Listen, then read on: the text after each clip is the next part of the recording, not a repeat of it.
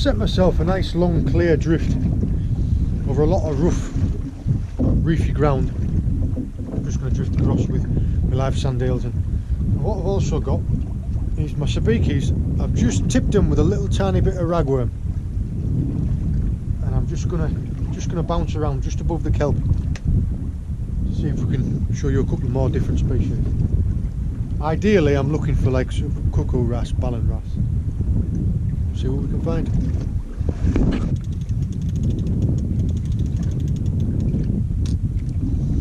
There's plenty of these about today.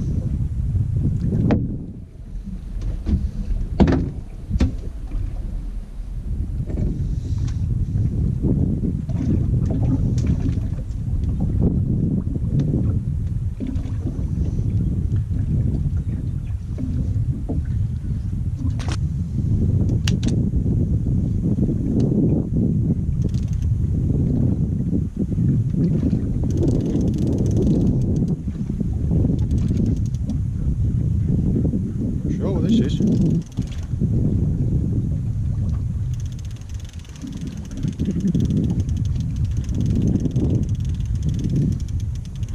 Could be a wrasse. Oh, well, could have probably put money on that. What that was going to be with a Pollack.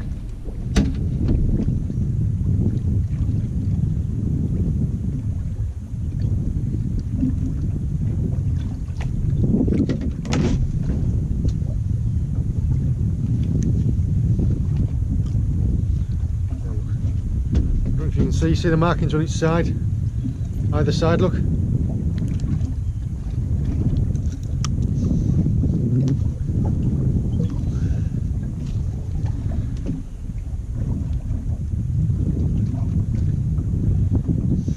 I know, your guess is as good as mine.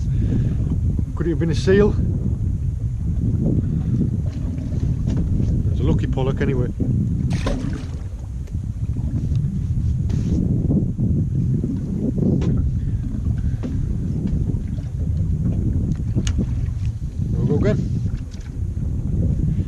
It's a shame really, because we were drifting along lovely. Now that the wind's died off, we're only drifting at 0.5 knots.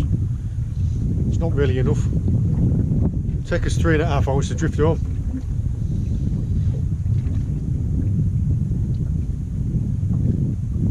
If we don't pick anything up in next 200 yards, maybe give her a little bit of a jog down there and see what else we can find.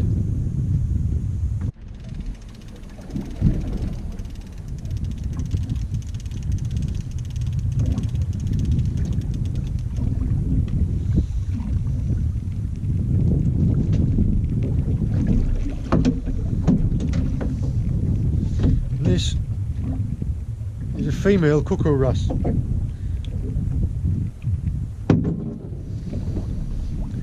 Got some really impressive gnashes on her.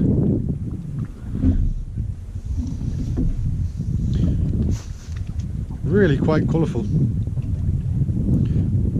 Just wait until you see the male.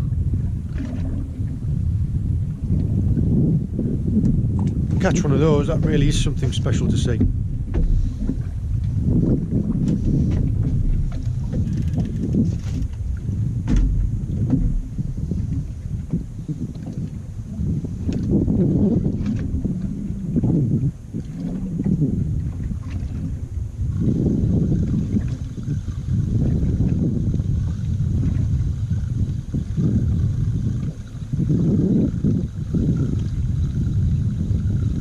As I've only got a really light Savage Gear reel on, what I tend to do,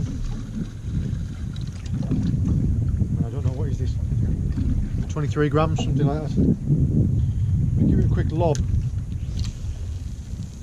in the direction that you're drifting.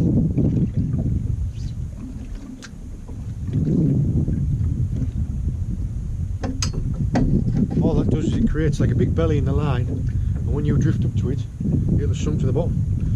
Otherwise, because it's so light, when you're drifting along, as you try to drop down, it would just end up miles away, it would never reach the bottom.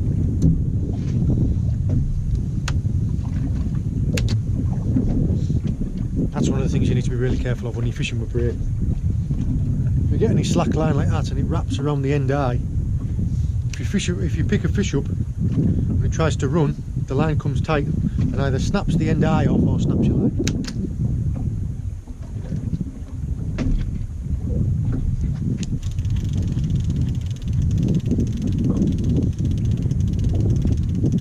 Hopefully this is the male cuckoo wrasse. Fantastic little creatures, them wrasse. What usually... Another female. Slightly bigger than the last one.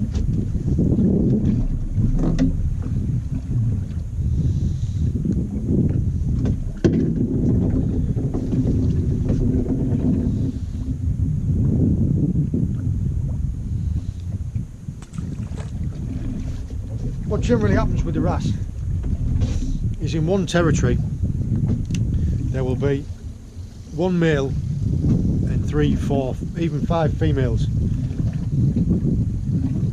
and if something should happen to the male, like say for instance he's eaten by a predatory fish or he's caught or he just disappears, what will happen is the largest of the remaining females in that territory will turn into a male and then become the dominant male of that territory.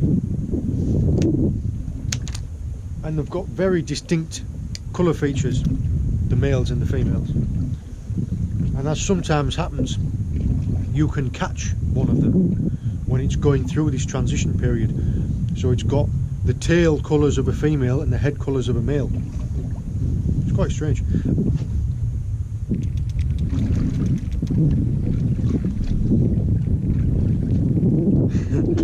I promise this isn't the same fish.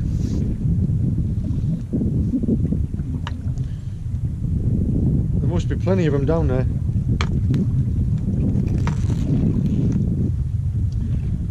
Slightly bigger than the last one, maybe. The bite you generally get from them, it's just like a little pecking bite. Whereas if you're fishing for wrasse and you get a ballan wrasse bite, that's usually like bang, there's no mistaking. Cuckoo wrasse is generally just like a little pecker.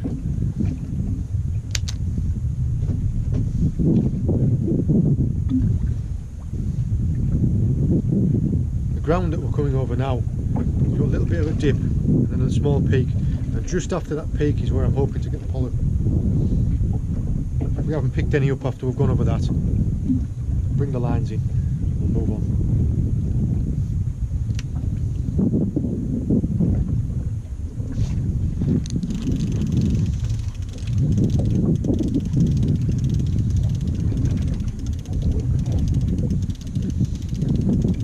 Fishing for wrasse with this setup is a little bit of overkill. I prefer to use a spinning rod, as the spinning rod's got a lure on at the moment. Oh yes! And there is the male that I was telling you about. They are absolutely incredible looking fish.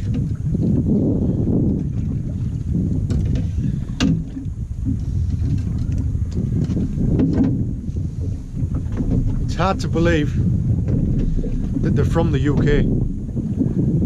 Check that out.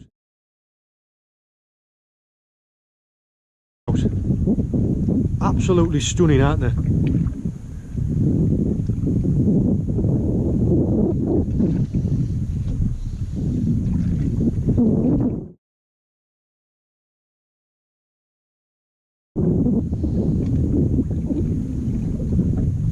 They are definitely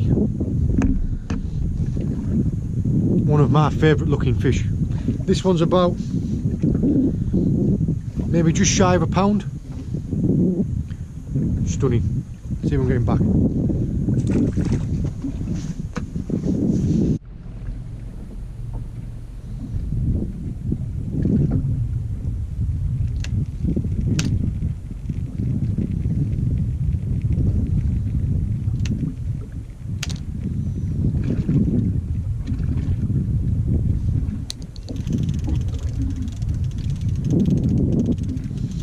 One of the things as well when you're fishing for wrasse, at the moment I'm in 50 feet of water.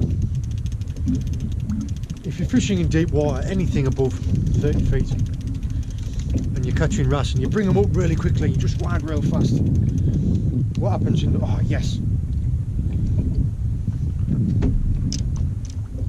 slightly smaller, and this one seems to have a little bit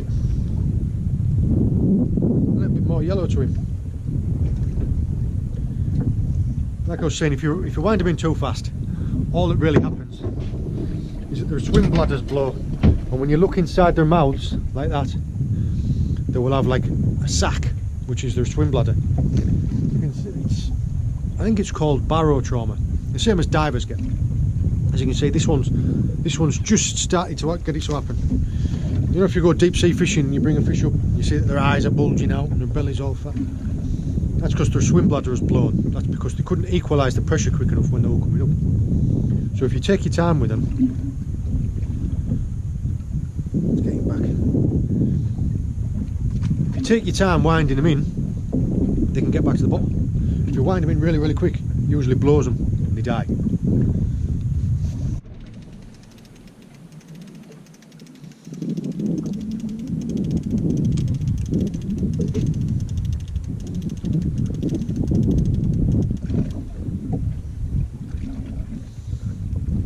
And that makes 3.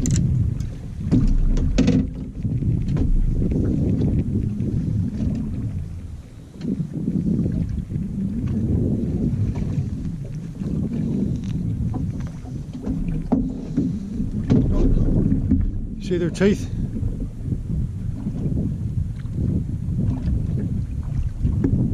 Perfect for taking little crustaceans and crabs off rocks. Now if you noticed, when I wound it in really, really slowly, you see there's no bubble, no swim bladder. It means that this little guy should have no trouble from going back. If you've noticed, they've all been slightly different. They're never exactly the same. Like a little wrasse fingerprint. We're just coming to the other side of that. Just coming to the other side of that peak now. So if we're going to get a big fish, it'll be anytime soon.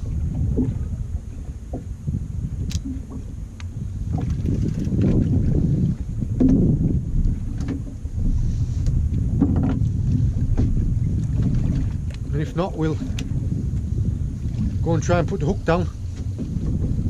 See if we can find something on the bottom. What you about another cuckoo?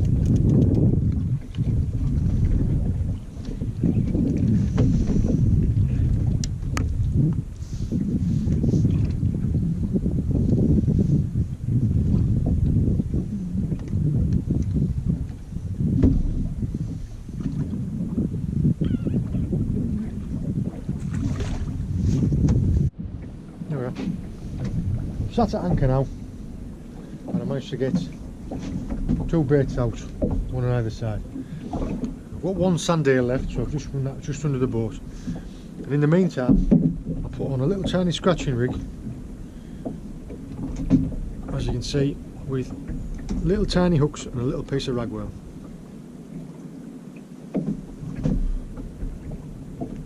And I've got a little gold cinny wrasse.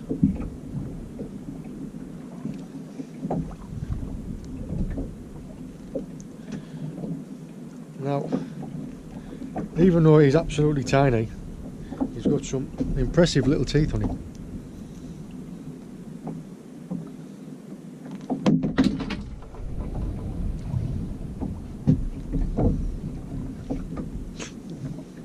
Bit me twice, little bugger. I don't know if you can see. There you go. Unfortunately, this one has blown a little bit. He might go back. Gold cinny wrasse.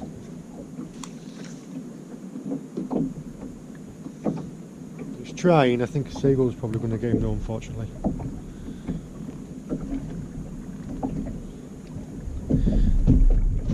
There's 2 or 3 other types of wrasse that could be down there. There could be a Balians, there could be a, I think it's called like a long snout. But there's corkwing wrasse, ballan wrasse, cuckoo wrasse, gold cinnies. There's always tom pot blennies that you might catch. I'm after a pouting, a little pouting or a poor cod to put down as a conger bait. You never know, might get lucky.